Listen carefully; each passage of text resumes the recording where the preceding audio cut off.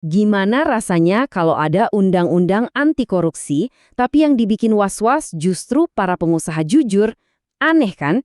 Nah, paradoks inilah yang mau kita bongkar sama-sama. Oke, coba bayangin skenario ini. Anda seorang pengusaha, dapat proyek dari pemerintah. Semuanya udah Anda kerjakan sesuai atiran, benar-benar lurus.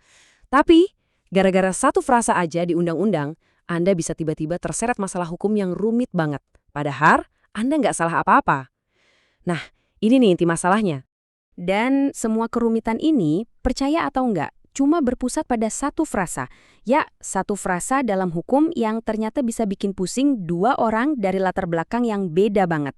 Oke, kenalan dulu sama dua tokoh utama kita. Pertama, ada Bernita. Dia ini mahasiswi yang bantu-bantu ibunya jalanin bisnis catering yang sering jadi vendor buat acara pemerintah. Terus, yang kedua, ada Fendi. Dia ini mahasiswa hukum yang cita-citanya jadi hakim. Jadi, dia ini orang yang nanti bakal ngetok palu di pengadilan pakai undang-undang yang sama. Nah, dua-duanya ini merasa jadi korban dari frasa tadi, tapi dari sisi yang benar-benar berbeda. Oke, sekarang kita masuk ke intinya. Apa sih yang bikin satu frasa ini jadi bahaya banget? Jawabannya satu kata, ketidakpastian. Sebuah jebakan yang bikin orang bingung. Nah, frasa yang jadi biang keroknya ini adalah merugikan keuangan negara. Ini tuh unsur paling penting di semua kasus korupsi. Katanya sih kerugian negara itu ditentukan dari hasil audit. Kedengarannya simpel dan jelas ya. Eits, tunggu dulu. Justru disinilah masalahnya mulai muncul. Problemnya tuh di sini. Kata para pemohon, penjelasannya itu abu-abu banget. Lembaga audit itu lembaga yang mana? Standar yang dipakai apa? Terus auditnya harus kapan dilakuin? Nggak ada yang jelas. Nah, ketidakjelasan inilah yang mereka sebut sebagai jebakan hukum. Biar makin kebayang, coba deh kita lihat tabel ini. Argumen mereka jadi kelihatan jelas banget di sini. Lihat ya, di satu sisi ada pejabat publik. Mereka punya kuasa atas anggaran. Punya akses penuh ke keuangan negara. Jelas resiko kriminalisasinya tinggi. Emang harus begitu. Nah, bandingin sama vendor swasta kayak Bernita. Hubungannya kan cuma kontrak bisnis biasa. Dia nggak punya wewenang apa-apa soal uang negara. Tapi kata pemohon, hukum ini malah pukul rata, seolah-olah resiko mereka sama. Ini kan nggak adil. Coba deh kita posisikan diri kita jadi Bernita.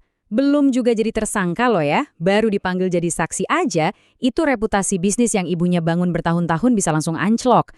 Klien pasti mikir-mikir, proyek baru bisa-bisa stop semua. Ini kan sama aja kayak dihukum duluan, jauh sebelum pengadilan bilang kita salah atau benar. Oke, jadi terus apa dong yang mereka minta ke Mahkamah Konstitusi? Nah, mereka ini nggak cuma ngeluh ya, mereka datang bawa solusi yang konkret dan jelas banget. Permintaan mereka atau bahasa hukumnya petitum, itu intinya ada 3 langkah simpel. 1, bilang kalau frasa merugikan keuangan negara itu nggak sesuai UUD. 2, kecuali kalau mahkamah mau kasih tafsiran baru. Nah, ini yang paling penting. Langkah ketiga, tafsiran barunya itu harus bilang kalau kerugian negara itu dibuktiinnya di pengadilan. Oleh hakim, hakim yang menilai secara independen bukan cuma modal laporan audit dari luar. Intinya apa? Kembalikan kedaulatan hakim, jangan serahin ke auditor. Setelah semua argumen dipaparkan, sidang selesai, akhirnya tiba waktunya MK ngetok palu. Dan keputusannya, siap-siap ya, mungkin agak kaget. Permohonan mereka ditolak. Semuanya. Pasti kita semua langsung mikir, loh kok bisa? Kenapa ditolak? Padahal argumen mereka tadi kedengarannya masuk akal banget kan? Oke, sekarang ayo kita coba bedah alur berpikir mahkamah. Apa sih alasan dibalik penolakan ini?